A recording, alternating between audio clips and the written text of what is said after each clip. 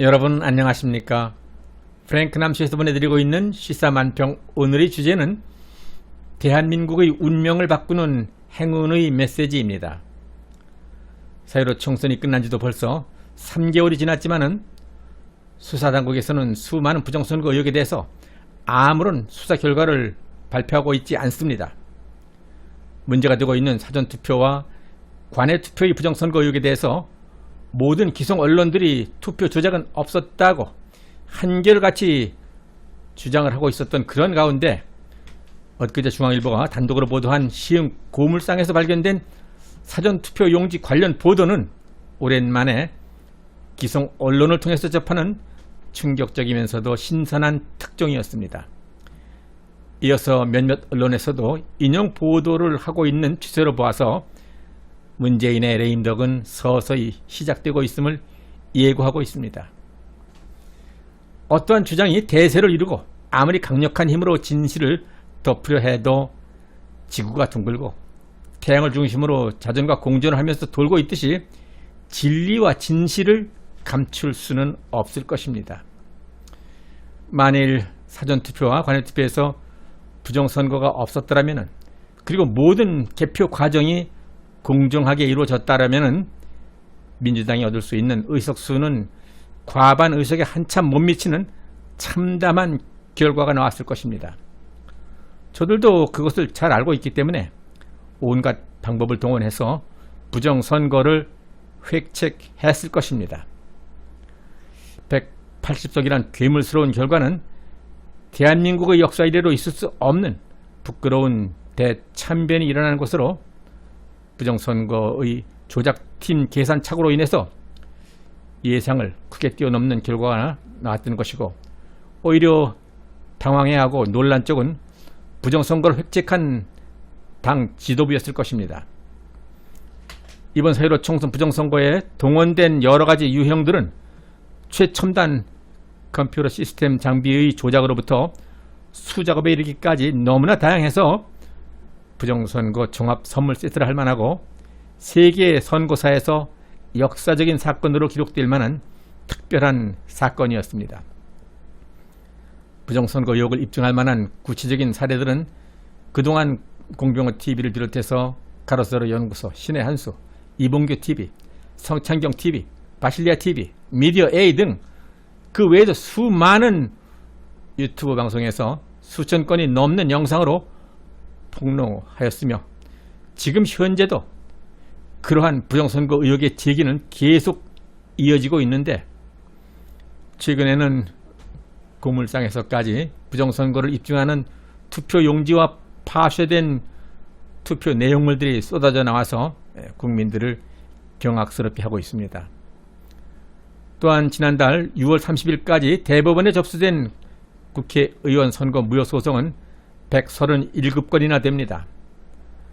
그동안 기성 언론의 왜곡된 보도나 고의적 무관심으로 인해서 부정선거에 대한 관심이 새로운 사건, 사고, 빅뉴스에 의해서 묻혀져 가고 있는 듯 했지만은 부정선거의 모든 의혹을 밝히고야 말겠다라는 우파 유튜브 방송들의 열의와 4.15 총선 부정선거 의혹 규명을 외치는 여러 단체들의 시위와 함성은 날로 그 기세를 더하여 왔지 단 하루도 뒤로 물러선 적이 없었습니다.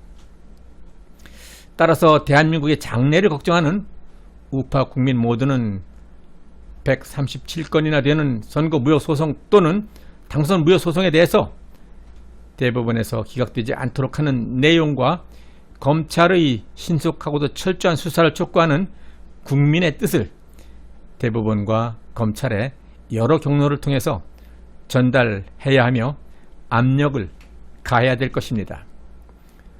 이번 총선 부정선거 의혹을 제대로 파헤치지 못하고 명확하게 밝히지 않는다면 우리나라에서의 앞으로의 모든 선거는 아무런 의미가 없는 좌파 독재 체제를 연장시켜주는 행위에 불과할 것입니다. 국가의 운명에 달린 문제, 위기의 대한민국을 구하느냐 구하지 못하느냐 하는 중차대한 문제가 시간이 흐르면서 자꾸 새로운 사건 사고와 대형 뉴스에 그대로 묻혀버리게 해서는 안 될 것입니다. 국민 모두가 부정선거 의혹에 대한 인식을 새롭게 해서 자유대한민국 수호에 앞장서야 할 때입니다. 우리 주위에는 아직도 부정선거에 대해서 무관심하고 모르는 사람들이 많이 있습니다.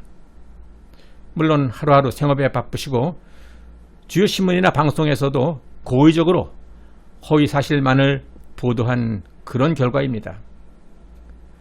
이제 모든 국민이 알아야 하고 모든 국민이 외쳐야 할 때입니다. 무관심하거나 모르면 또 당하고 맙니다. 국민 모두가 알 수 있도록 제대로 알려야 합니다. 관심을 갖도록 일깨워 줘야 합니다. 저는 얼마 전 모르는 사람으로부터 행운의 편지를 한 통 받았는데 부정선거 이슈를 행운의 편지에 연결시켜보면 어떨까 하는 그런 생각을 하게 되었고 또 더 많은 사람들에게 부정선거 의혹을 알리는 데 도움이 될 것이라는 그런 생각을 하게 되었습니다. 물론 제가 받은 행운의 편지에 부정선거 관련 내용은 없었지만은 제가 부정선거 이슈를 포함시켜서 새롭게 작성한 내용은 다음과 같습니다. 돈으로 집을 살 수 있어도 가정을 살 수 없다. 부정선거를 통해서 돈으로 표는 살 수 있지만은 민심과 민주주의는 살 수 없습니다. 돈으로 시계는 살 수 있어도 돈으로 시간은 살 수 없다. 돈을 뿌린 선거로 허위 직책, 가짜 국회의원은 살 수 있지만은 국민의 신뢰는 살 수 없습니다. 돈으로 직위는 살 수 있지만은 존경을 살 수 없다. 부정선거로 직위는 차지할 수 있지만은 존경받을 만한 훌륭한 인물은 구할 수 없습니다. 돈으로 관계는 살 수 있어도 사랑은 살 수 없다. 부정선거로 허위 직책은 살 수 있어도 국민의 마음은 살 수 없습니다. 돈으로 의사는 살 수 있어도 건강은 살 수 없습니다. 비양심적인 결과로 얻은 모든 것은 결국 당사자의 면역력을 약화시켜서 건강을 잃게 만들 것입니다. 면역력 약화는 모든 암의 원인이 될 수 있을 것입니다. 부정선거로 국회의원 180석 의석을 더할 수는 있었겠지만 부정선거가 밝혀지는 순간 결국 모든 당선은 무효가 되고 말 것입니다. 네, 이 메시지가 대한민국을 한 바퀴 안전하게 돌고 세계 여러 나라를 돌아서 다시 한국에 되돌아오게 되면은 이번 총선 부정선거 의혹은 모두 다 밝혀지게 될 것이고 부정선거를 획책한 좌파 정권은 파멸의 길을 걷게 될 것입니다. 그렇게 되기까지의 시간은 바라건대 3, 4개월이면 충분할 것입니다. 행운의 편지 역사는 100년도 넘었으며 그 유형도 다양합니다. 영국에서 최초로 시작되어서 1년에 걸쳐 지구를 한 바퀴 돌아서 받는 사람에게 행운이 온다고 하는 그런 내용에서부터 홍콩 풍수 전문가로 시작되는 내용 등 여러 종류 각자 다른 내용의 행운의 편지가 있는데 오늘 제 영상에서 소개한 행운의 편지는 네덜란드에서 유래되었다고 합니다. 콘스탄틴 씨는 처음 이 메시지를 받고 그의 비서에게 이 메시지를 20통 만든 뒤 보내라고 지시했다고 합니다. 그로부터 9시간 후 9,800만 달러 복권에 당첨되었다고 합니다. 이 행운의 메시지는 4.15 총선 부정선거 의혹을 철저하게 파헤치고 밝혀내서 대한민국의 자유민주주의 회복과 부정선거를 획책한 좌파 정권의 악행을 고발하기 위해서 만들어진 내용입니다. 이로 인해서 수많은 부정선거 의혹이 제대로 밝혀지고 좌파 독재 정권이 물러나게 된다면 더 이상 큰 행운의 선물은 없을 것입니다. 네, 프랭크 남쇼에서 보내드리고 있는 시사 만평은 하루속히 모든 부정선거 의혹이 밝혀져서 대한민국의 참다운 민주주의가 회복될 수 있도록 노력하겠습니다. 여러분들의 구독과 좋아요 그리고 참여 댓글은 제 후속 영상 제작에 큰 힘이 될 것입니다. 끝까지 시청해 주셔서 대단히 감사합니다.